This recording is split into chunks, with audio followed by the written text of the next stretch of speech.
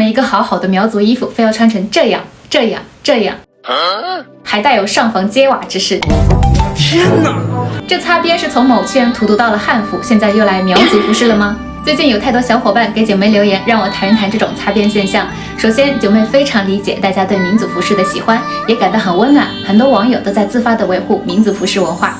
苗族是一座百花园，逐鹿之战后因战争迁徙，分成东、中、西三大方言，服饰据不完全统计有200多种样式。大家网络上看到的其实只是苗族服饰的冰山一角，我做整理2年多，也只集齐了不到1/5。苗族服饰被誉为穿在身上的史书和最美的民族服饰之一，工艺蕴含着多种非物质文化遗产，也因此被誉为人类服饰的基因宝库。传统文化确实需要创新，但心怀敬畏才能更好传承。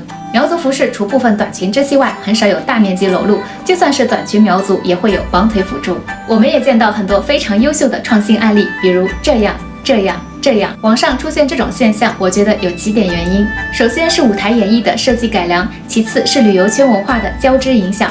前2年，网上掀起了一股西双版纳的旅拍热潮，傣族服饰在热带地区比较清凉贴身，能够衬托出女性线条的柔美，这是他们的民族特色，我也非常喜欢。后来，西江千户苗寨的旅游热度也持续提升，吸引来了很多商业投资。现在在那里开店的其实很多都是外地人，并不十分懂苗族文化。一些商家也在这种网红旅拍的市场需求下，催生了这种不苗不傣的服饰现象。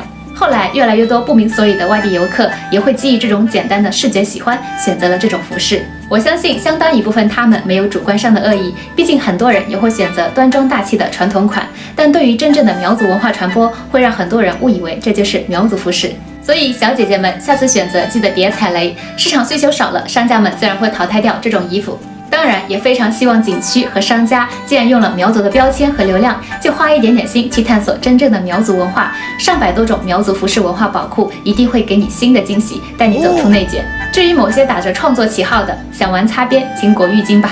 最后提一点，有一些南方民族服饰确实在特定气候环境下比较清凉，咱就尊重传统，理性看待。